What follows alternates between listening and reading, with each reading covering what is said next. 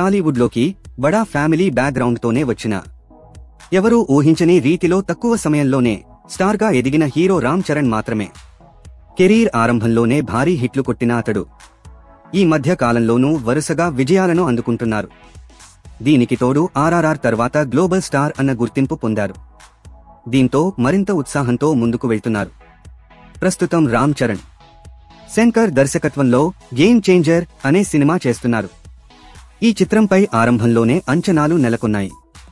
అందుకు ఏమాత్రం తీసిపోని విధంగానే దీన్ని ఎంతో ప్రతిష్టాత్మకంగా రూపొందిస్తున్నారు.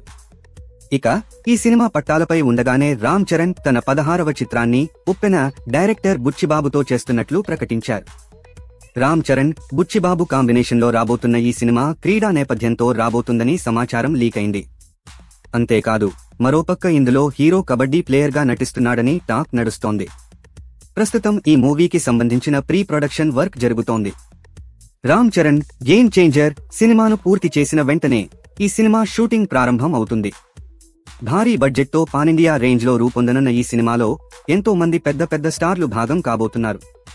ఇప్పటికే ఈ చిత్రంలో విజయ్ సేతుపతి, శివ రాజ్ కుమార్ సహా ఎంతో మందిని ఫైనల్ చేసుకున్నట్లు ప్రచారం జరుగుతోంది. ఈ క్రమంలోనే ఇప్పుడు మరో బాలీవుడ్ హీరోను కూడా ఎంపిక చేసుకున్నారని తాజాగా ఓ న్యూస్ బయటకు వచ్చింది. తాజా సమాచారం ప్రకారం ఈ సినిమాలో నెగటివ్ షేడ్స్ ఉండే ఓ కీలక పాత్ర కోసం బాలీవుడ్ స్టార్ హీరో జాన్ అబ్రహంను తీసుకున్నారని తెలిసింది. ఇందులో అతడి రోల్ ఎంతో వైవిధ్యంగా ఉంటుందట.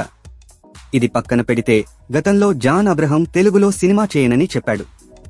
అసలు తెలుగు సినిమా చేయను అన్నవాడి చేత తెలుగు సినిమా చేసేలా చేస్తున్నాడు మన గ్లోబల్ స్టార్. ఎందుకంటే global star alias mister box office cinema అంటే ఎవరు వదులుకుంటారు చెప్పండి. ఇదిలా ఉండగా క్రేజీ కలయికలో రాబోయే ఈ సినిమా దాదాపు 400 కోట్లు బడ్జెట్తో రూపొందనుంది. దీన్ని వృద్ధి సినిమాస్ బ్యానర్పై వెంకటేష్, సతీష్ కిలారు నిర్మిస్తున్నారు. అలాగే ఈ మూవీకి మైత్రి మూవీ మేకర్స్తో పాటు సుకుమార్ రైటింగ్స్ సంస్థలు నిర్మాణ భాగస్వాములుగా వ్యవహరిస్తున్నాయి. ఈ చిత్రానికి ఏఆర్ రెహమాన్ సంగీతం అందిస్తున్నారు.